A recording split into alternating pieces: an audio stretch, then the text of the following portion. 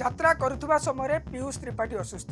ଦେବଗଡ଼ ଅଞ୍ଚଳର ବାସୁପାଲିରେ ଏଡ଼ା ନାଟକ ଚାଲୁଥିଲା। ସେତେବେଳେ ପୀୟୁଷ ତ୍ରିପାଠୀ ଅସୁସ୍ଥ ହୋଇପଡ଼ିଥିଲେ। ପରେ ପରେ ତାଙ୍କୁ ଦେବଗଡ଼ ବାରକୋଟ ହସ୍ପିଟାଲକୁ ସ୍ଥାନାନ୍ତରିତ କରାଯାଇଥିଲା। କିନ୍ତୁ ଏବେ ସ୍ୱାଭାବିକ ସ୍ୱାସ୍ଥ୍ୟ ଅବସ୍ଥା ରହିଛି ବୋଲି ଯାହା ସୂଚନା ଆମ ସହିତ ଫୋନ୍ ଲାଇନ୍ରେ ଯୋଡ଼ି ହେଉଛନ୍ତି ଯାତ୍ରା କଳାକାର ବିଶାଲ ଯୋଡ଼ି ହେଉଛନ୍ତି, ତାଙ୍କ ସହ ଆଲୋଚନା କରିବା। ଯେ ବିଶାଲ, ଆପଣଙ୍କୁ ଜାଣିବା ପାଇଁ ଚାହିଁବି ଯେ କ'ଣ ହେଇଥିଲା, ଘଟଣା କ'ଣ ହେଇଥିଲା, ହଠାତ୍ କାହିଁକି ପୀୟୁଷଙ୍କ ସ୍ୱାସ୍ଥ୍ୟ ଅବସ୍ଥା ଖରାପ କଥା ଉଠୁଛି?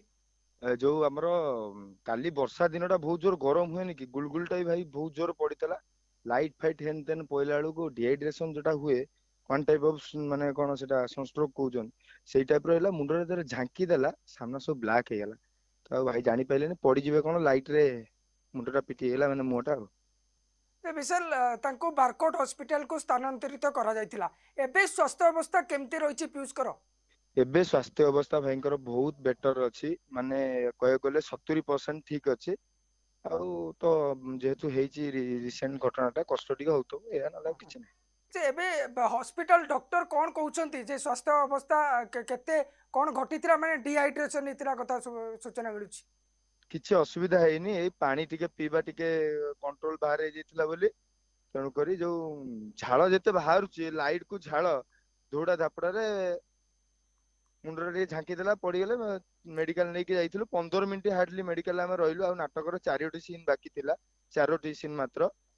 ତ ଏମିତି ଘଟଣା ଘଟିବାରୁ ଆମେ ନେଇ ଯାଇଥିଲୁ। କାଲି ନାଟକ ବନ୍ଦ ରହିଲା, ଆଜି ନାଟକ ହବ ପୁଣି ଆଉ। ଯେ କାଲି ଅଧାରୁ ନାଟକ ବନ୍ଦ ହେଇଥିଲା, କିନ୍ତୁ ଆଜି ଲୋକମାନେ ଜାଣିବାକୁ ଚାହୁଁଛନ୍ତି ପୀୟୁଷ ପୁଣି ଆଜି ଯାତ୍ରା ପେଣ୍ଡାଲକୁ ଚଢୁଛନ୍ତି କି?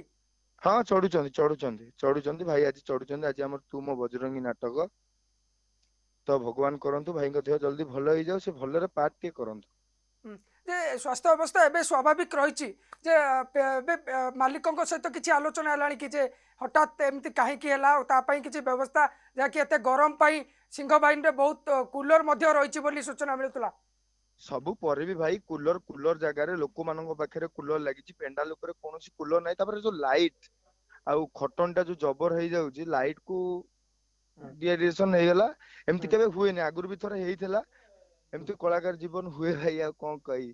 ଆମ ମାନେ ବାବୁଙ୍କ ତରଫରୁ, ଆମ କମ୍ପାନୀ ତରଫରୁ ସମସ୍ତେ ଯାଇ ପହଞ୍ଚିଥିଲେ। ଯେତିକି ଆସିଥିଲେ ଦର୍ଶକ, ବହୁତ ଦୂର ଦୂରରୁ ଦର୍ଶକ ଆସିଥିଲା। ଆମ ମନ ଖରାପ ହେଲା, ଦର୍ଶକ ମାନେ ନାଟକଟା ଲାଷ୍ଟ ପର୍ଯ୍ୟନ୍ତ ଏନ୍ଜୟ କରିପାରିଲେନି। ସବୁ ଦର୍ଶକ କାଲି ମେଡିକାଲ କୁ ଯାଇଥିଲେ।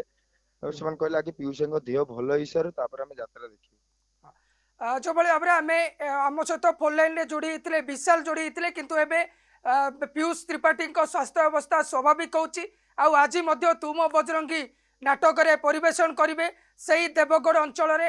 କିନ୍ତୁ ବଡ଼ କଥା ହେଉଛି ଯେଉଁ ସ୍ୱାସ୍ଥ୍ୟ ଅବସ୍ଥା ଖରାପ, ବହୁତ ସିରିୟସ୍ କଥା କୁହାଯାଉଥିଲା, କିନ୍ତୁ ଏହା 77% ଯାହା ବିଶାଲ ଜଣାଉଥିଲେ, 77% ଏବେ ତାଙ୍କ ଦେହ ସ୍ୱାଭାବିକ ରହିଛି। ହଁ, ଯୋଉ ମିଛ ପ୍ରଚାର କରୁଛନ୍ତି ଭାଇ, ଦୟାକରି କରନ୍ତୁନି। କାରଣ ଘର ଲୋକ ଅଛନ୍ତି, ବୁଝିପାରୁଛନ୍ତି, ଜଣେଇଦେବେ। ମିଛ ପ୍ରଚାର ଜମା କରନ୍ତୁନି, କାରଣ ଭାଇଙ୍କ ଦେହ ସୁସ୍ଥ ଅଛି ଏବେ। କାଲି ରାତିରେ ଯେହେତୁ ଘଟଣାଟା ଘଟିଥିଲା, ଏବେ ରୁମ ରେ ଶୋଇକି ରେଷ୍ଟ ନେଇକି ଠିକ ହେଲାଣି। ରାତିରେ ନାଟକ କରିବେ। ମିଛ ପ୍ରଚାର ଦିଅନ୍ତୁନି, ଏଇଆ ହେଇଗଲା ସେୟା ହେଇଗଲା, ସେମିତି କିଛି ବି ହେଇନି ଭାଇ। ଯେମିତି ଖରା ଦିନେ ସନଷ୍ଟ୍ରୋକ ଟା ହେଇଯାଏ, ସେମିତି ବର୍ଷା ଦିନେ ଏଠି ଏତେ ଜୋର ଆଜି ଗରମ ଥିଲା ଯେ, ଏତେ ଜୋର କାଲି ହାଉସ ପ୍ୟାକ୍ ଥିଲା, ଏତେ ଜୋର ଗରମ ଥିଲା ଯେ ଆଉ କିଛି କରିହେଲାନି। ଭାଇ ପଳେଇ ଆସନ୍ତୁ, ଯେତେବେଳକୁ ଆସିପାରିଲେନି, ଗୋଟା ଖସିଗଲା, ସେଠି ପଡିଗଲେ। ବହୁତ ବହୁତ ଧନ୍ୟବାଦ ବିଶାଲ ଆପଣଙ୍କୁ। ଆଜ୍ଞା, ଆଜ୍ଞା, ଆଜ୍ଞା।